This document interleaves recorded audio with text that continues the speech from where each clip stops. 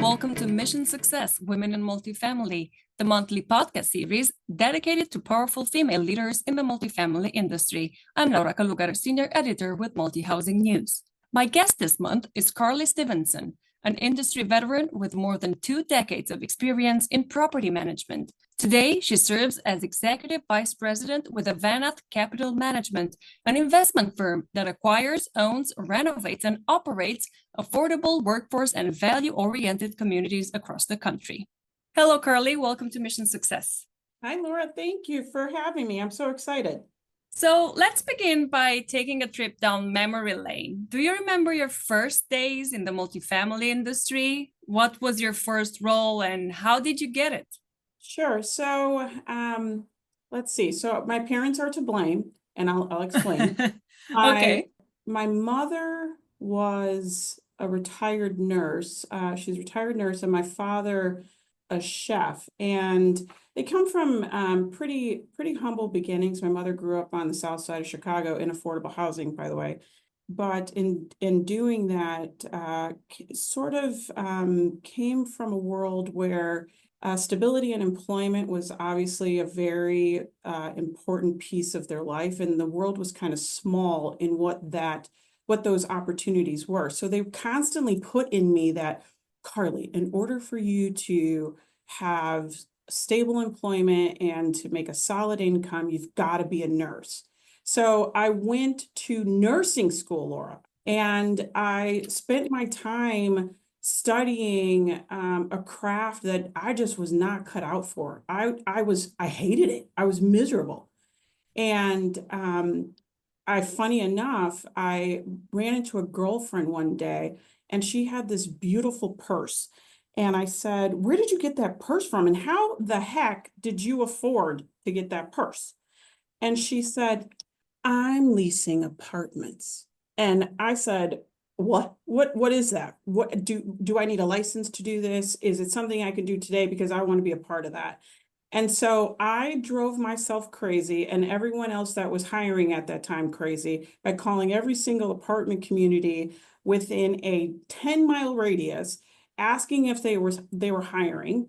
There was no LinkedIn at the time. So you're calling everybody. And they said there was one place that was hiring. And she gave me an interview, and I wasn't even old enough to drink, Laura. So this is how young and just naive and silly I am. But it was all because of that purse. It was all because of that purse. She gave me a chance. Mm-hmm. And that's it. I was a leasing consultant over 20 years ago. And interestingly enough, my regional manager at that time is what they're still very active in my network today, and has given me opportunities where they've referred me for roles that has built me up from being a leasing consultant to EVP of property management today.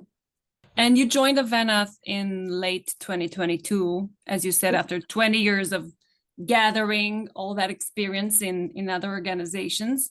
What do you enjoy most about your current role? And in what ways has your previous experience prepared you for what you're doing at Avanath? Sure. Yeah. So you're right. My family and I, we relocated across the country. We were originally in the Midwest, from Chicago, did a short stint in Milwaukee, and then Avanath called, and it was an opportunity that I just couldn't afford to lose. So I took it, and we moved across the country. And I'm so glad that we did it, Laura. I'm glad we did it because I joined a group of professionals that, if you were to go around to every single Avanath employee and ask them, "Why are you here? Why have you been here as long as you are? And what continues to motivate you to remain here?" They would tell you this absolute conviction for the mission, that there's this real desire to meet this mission, to provide a people a lifestyle within reach. That's our mission, to provide a lifestyle within reach. And it's really about deeply believing in the influences that we have on the people that we serve every day, that we show up, that we give our residents quality homes, yes, but that it's beyond the four walls of serving their homes, that there's real tools and real resources that we can give to affect real change in lives. And truly, I know many of us hope that our legacy is to leave a generational impact, that because we simply gave childcare resources to a single mother who was then able to go and take some evening classes to further her career advancement, that now that child is grown up and given educational resources and opportunities that we had something to do with. So that's what's most exciting about coming and joining Avanath. And I think your other question was about your previous experience and how Yeah. it prepared you for this role. Yeah, having again been in the industry for so long, I have very much touched different asset classes, different types of real estate, big, small, expensive and not. I leased, and managed $15,000 penthouse homes in downtown Chicago, to now, managing a small fraction of that. And do you want to know, Laura, the main difference between the renter of the $15,000 apartment home and the one that has a small fraction of that? What's the main difference? What is it? Nothing. Surprise, surprise. It's surprise. It's nothing. Their desires are the same. Their expectations are the same. Everybody wants an opportunity to have quality housing that's convenient to their employer, that gives them access to education and healthcare resources and quality foods and all of that. Everybody wants the same thing. The desires are the same. And I've learned that because those people that I'm serving are the same, it just requires the same of me. So I have learned to deliver the same quality of service, the same who I was then has simply prepared me for who I am now. Mm-hmm. But it must be really challenging. It's never just pink and rainbows all day, every day. So I think you're dealing with a lot of challenges today. Costs of all sorts are through the roof. Inflation is stubbornly high. So controlling expenses is incredibly difficult for multifamily operators, particularly for those in affordable housing like Avanath. Yeah, I always say property management it's a tough business. It is we are taught as professionals to be of service because we're truly taking care of people in their homes. But to do that in this sort of economic environment, it has been very, very difficult. So yeah, costs are through the roof. Labor is very expensive, insurance costs, the cost of materials to find quality labor is not only in the vendors, but in our employees, just to find people that have the experience or the will to want to deliver on the same sort of mission. And because we're in affordable housing, there's caps on those rents. So the margin for error is much less than you would see in other spaces. So we're certainly challenged with balancing cost control with resident satisfaction and compliance, because on affordable side, you have very strict requirements on maintaining the assets. So you're constantly asking yourself and your team and being a support to the team and asking, what are we going to do that's going to drive the most value, that's going to add the most value to the people that we serve.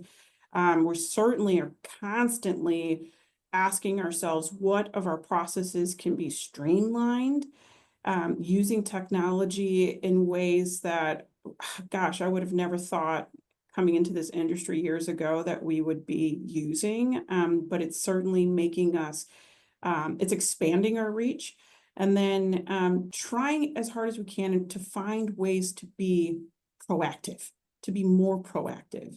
The industry is becoming greater and greater, and the access to resources and knowledge is becoming greater and greater. And so being tapped into those resources and having those people, that is the cool thing about the industry, is you can kind of go to anyone and ask what they're doing, and people are willing to share all the time. So trying to get in the face of others to see what they're dealing with and using that as information so that we can be proactive.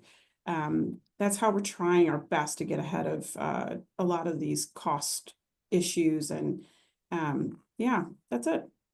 And while you're doing that, I know it's also very important for you to make an impact through what you do. What is the impact through service in community management, and why is it so important to you? To me, it's about showing up for people. It's about being present and engaged in the true needs of our residents, team members, our partners, and our investors. With intentionality and heart. There's a lot of heart that walks through the halls of Avanath.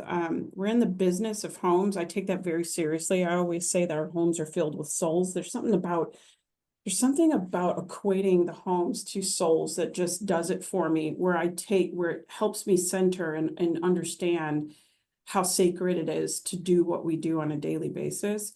I always think about the first time mother that brings home the infant, or the employee that goes home and finds out that their son got accepted into the college that they had been dying to get into, or the first of the family to go to college. And Avanath offers the stability to both of those individuals and those groups to be able to have those opportunities.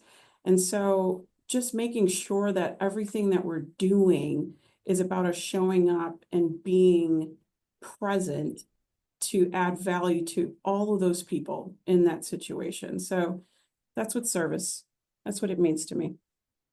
And speaking of making an impact, I know you have partnerships with rent reporting companies that help them build credit or improve that credit scores. Why should property managers get involved in helping renters build credit? What's to their advantage? Yeah, why should they do it? It's been a game changer. It's just extraordinary what this has done for our residents. So, and talk about affecting real change, right? This is many of our residents that we serve are what you would call credit invisible or thin file, meaning that they're locked out of opportunities simply because their history is invisible. Mm-hmm.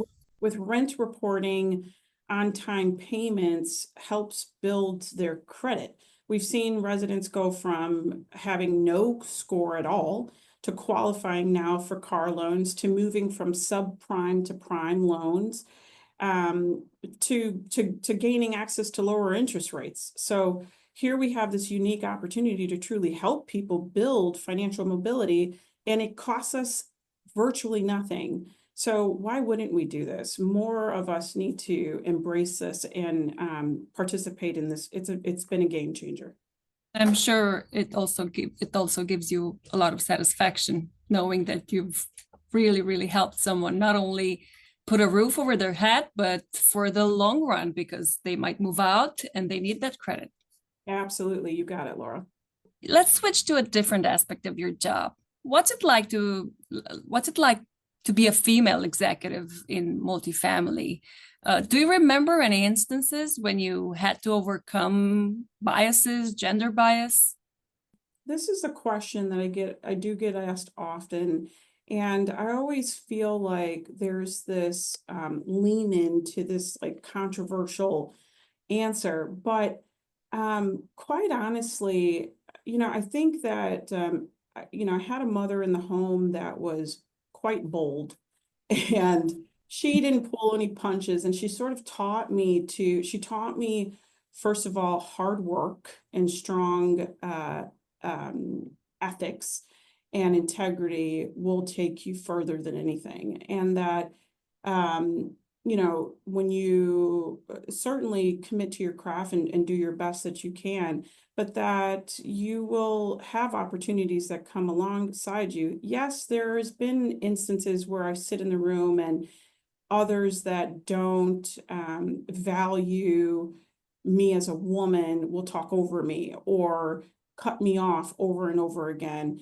But I tend not to let it bother me. I understand that my worth isn't set in how they're reacting to who I am. And I'm going to continue to show up and be who I am in whatever situation, and be consistent in that. And that's just who they are. But nothing really outrageous. I've been blessed to have many male mentors, both generationally different, culturally different, religious backgrounds differences, that I've been able to, that have poured into me. So nothing truly, devastating, but more so learning to leverage the people that are advocates and partners with me. Mhm. Why are diversity, equity, and inclusion important in multifamily, and how diverse are the teams you work with on a daily basis? We are very diverse. It's now that I will say too, Avanath is unlike anything I've ever seen before, physically seen with my eyes, where you genuinely have diversity in the executive group. You have in their nationalities and their generational differences and experiences, educational differences, where they, transferred their skills from different careers. The executive group, all the way down, everyone. We're the most diverse company I've ever worked for, and I've worked for some pretty large firms.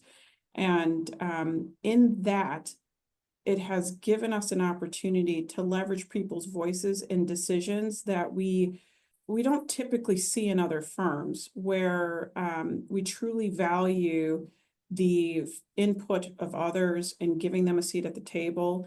And there's an all company meeting that we have every Monday, where the entire corporate team comes together and many business matters are put to the table, and you will have so many various voices asking questions, giving their input. It's because we truly believe in looking and being who we serve, which is our residents. We look just like them. So it's really cool. You told me at the beginning of our conversation that your path has been very unconventional, but many women enter this industry on purpose, so they're studying and they're joining the multifamily industry because they're really interested in it. What advice would you give to young women who are tempted to join this industry? Why should they do it? And yeah, you were mentored, but are you interested in mentoring women yourself who are interested in this career? That's such a good question. I would say the advice that I would give them is, one, this industry will teach you so much about your character, about your resilience, about your heart. It'll teach you about your leadership skills. It'll give you exposure to essentially every piece of business that you could be interested in: marketing, technology, customer service, the whole gamut. I would say that if there is a young woman out there who is interested in pursuing the industry, that they take the seat, Laura. I don't know if you know this, but I have my own podcast at Avanath that we started, and it's called Take the Seat. And yes, I saw it on the website and listened to a couple of episodes. I feel good for you today that you get to host and I don't get to host. So good for you. But that naturally, organically came out of a young woman in our leadership conference that we host every year, where we bring all of our property management leaders together. She was so anxious and so nervous when asked a question in the audience. And she had kind of said, hey, one day I'm going to be up there where Carly is on stage. And long story short, we basically tell her to take the seat, like, come on up there. And she was so nervous to do so. She kept saying, no, no, no, no, no. And then she got this bold courage to go up there. Okay, fine. I'm going to. And she went and she did it. And what that moment has done for her career within Avanath has been extraordinary. I mean, the opportunities that were birthed out of it for her and for the company, because she simply took the seat, it's just inspirational. So I would say there's going to be 1,000 moments that you're going to be called to do something that you're going to be incredibly uncomfortable doing. You're going to seem like you're going to feel like you're not prepared, that you don't have the skill or the knowledge or the awareness of the guy sitting next to you. But I promise you that if you're being called to do it, that you have been prepared. Just do it. Just walk through it and get a little uncomfortable. It'll all work out for good. I would absolutely say that I'm a mentor at heart. I believe in encouraging others and pouring into them as much as others did to me. I'm here because people mentored me along the way, and I hope that my legacy is as impactful as others have been to me, that I will leave other people, men, women alike, encouraged to go into property management. Carly, thank you so much for sharing your thoughts with me and my listeners. I hope you had a nice time. Thank you, Laura. I did. Thank you all for listening. The next Mission Success episode will come online on the 3rd week of May. But until then, you can check out multihousingnews.com for the latest news, feature stories, and podcasts. And if you want to share your own voice with our readers, just click on the MHN Executive Council button at the bottom of our homepage.